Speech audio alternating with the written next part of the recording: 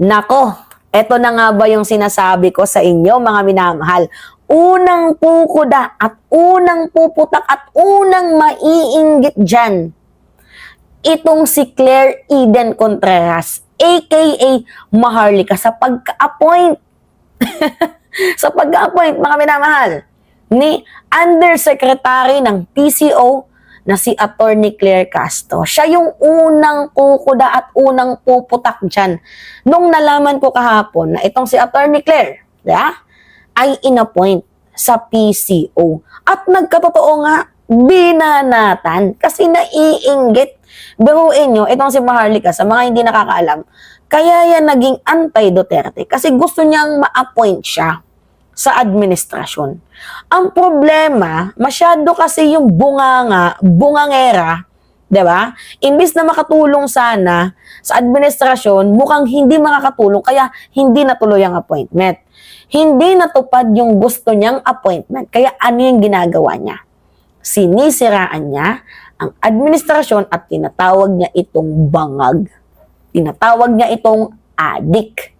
'Di ba?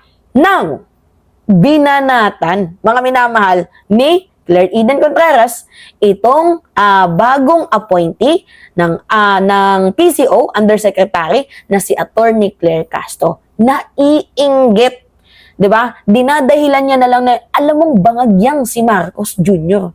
Dinadahilan niya na lang, mga minamahal, pero ang totoo, naiinggit, masyadong napaghahalataan itong si Claire Eden Contreras, 'di ba? 'Di ba? Na may halong inggit, pagkahimunoot, kung ano pa man yung tawag diyan, dito kay bagong appointee natin na si PCO Undersecretary and Attorney Claire Castro. Naiinggit. Tingnan nyo bumana, tumirada na naman, mga minamahal. Pakinggan natin. Castro, Claire Castro.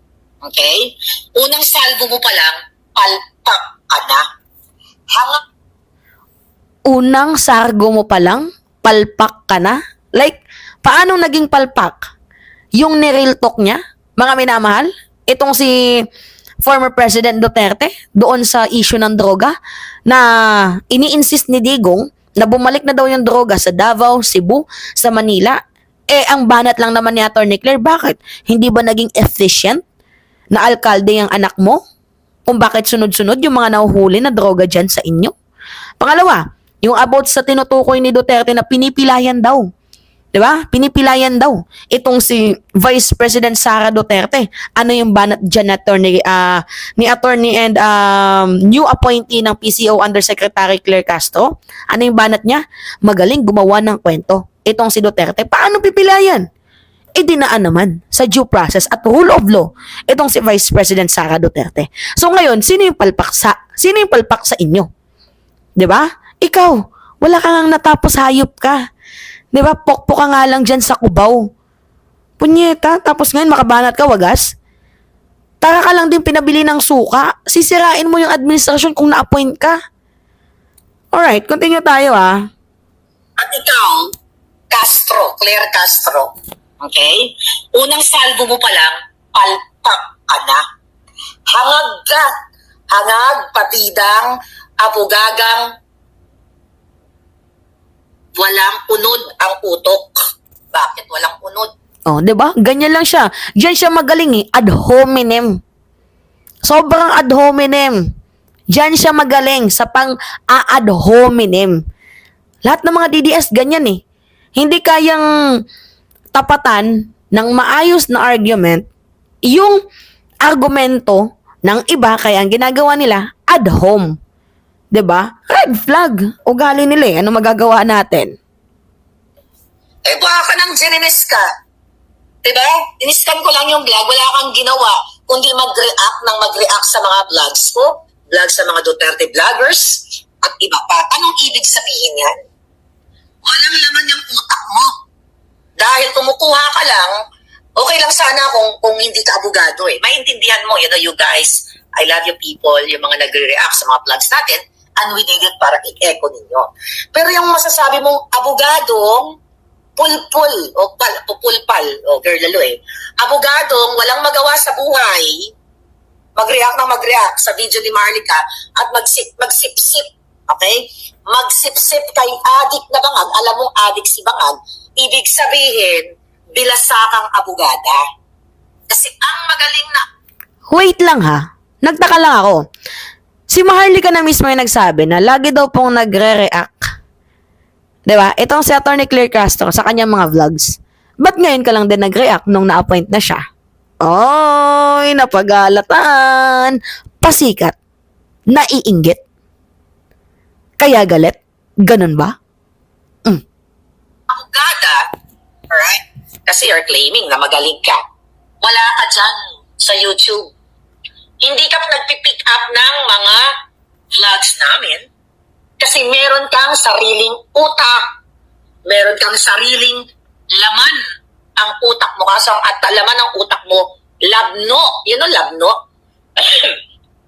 Bala na ka mag-translate. Algae. Okay? In science. Alright.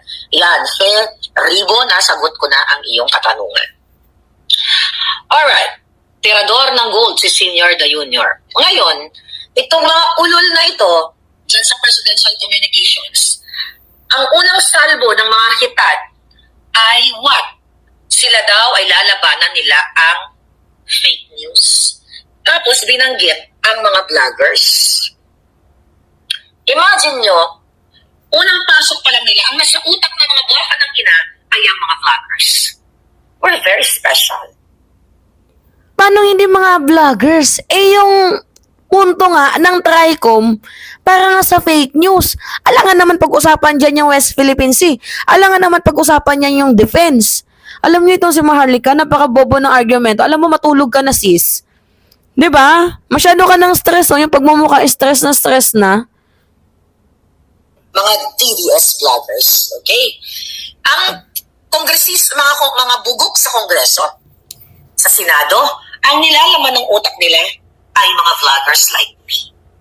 Anong ibig sabihin yan, mga palangga? Ang ibig sabihin, natuturete at umiikot ang tumbong nila sa power ng ating mga bells. Bakit kamon? Sinasabi ng J. Ruiz at yung pamunuan ng presidential communications na yun na nga, lalabanan nila ang fake news. Anong kaputang inaan yan? Ang trabaho nyo hindi lumaban sa fake news.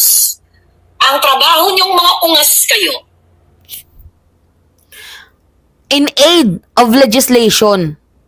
'Di ba? Alam nyo, mga minamahal, tagagawa sila ng batas.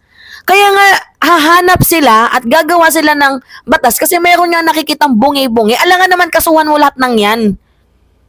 'Di ba? Siyempre, kailangan malaman dyan kung sino nga ba yung naglalagak ng content sa mga yan. Kailangan malaman yung pinakaugat. Kagaya nung na-reveal nun kay Nick Gabunda. Siya yung may hawak ng social media team, trolls ni former President Duterte. Diba? Almost 200 pages na take down. Insta, Twitter. Diba? So, kailangan hanapin yung ugat dyan. Kaya nga, in aid of legislation, alam nga naman kasuhan naman kongresista yung mga vloggers na yan, anong mapapala nila? Diba? Eh, bilang isang public servant, bawal kang balat sibuyas. Gets nyo? Maghatid ng impormasyon sa taong bayan kung ano yung mga nagawa ng adik nyong presidente na si Bongbong Marcos, aka Bangag. Yan ang trabaho ninyo. Mag-disseminate ng impormasyon ng kanyang mga speech, ng kanyang mga accomplishment. Kaso wala kayong maiulat. Wala kayong ma-report na matino dahil puro ngiwi, puro adik. Diba? The reason why yung si excuse mo, yung si Cesar Chavez ay hindi kinaya ang kanyang trabaho dahil nagagalit si Lisa Tanas, si Bangag, kapag ang feedback ng taong bayan ay ha-ha-ha or hak-hak-ha or nakakatawa ang ginagawa ng adik na presidenteng si Bangag. Eh, baka may nagawa si Caesar na hindi maganda. Anyway, mga minamahal, wala akong galit ha dyan sa PCO na umalis, na pinalitan. Wala kaming galit dyan ha. Pero, ayoko na lang mag-talk. Mas maganda na na-appoint itong si Attorney Claire. Para sa akin, may utak, matalino, magaling mag-analyze, magaling magbigay ng konseptong pahayag. Yun yung magaling kay Attorney Claire. 'Di ba? Ngayon, kaka-appoint, sinisiraan nila kasi naiinggit sila. Kasi maayos tumrabaho si Attorney Claire. 'Di ba? Laban nga po dito sa mga mapanirang tao. Truth really hurts. Nagagalit kasi hindi na-appoint niyang si Maharlika. Yan yung totoo dyan. Kaya sabi ko sa inyo, napaka-effective ni Attorney Claire, 'di ba? Bakit? Kasi tingnan niyo, nagagalit sila. Kung hindi effective yung tao, hindi sila magagalit. 'Di ba? Ang daming humahanga, sumasaludo ngayon kay Attorney Claire Castro sa ating panibagong PCO. Sobrang daming humahanga at masaya kami na effective siya bilang PCO unang araw pa lang. Sobrang galing na ng kanyang ipinamalas. Alright? So anyway, mga minamahal, yun po. Pahingin lang po ako ng comments, likes, and share for more updates. It's me again, Alicia Nyo, at nagbabalik ulit para sa ating panibagong video. Maraming salamat, mga minamahal.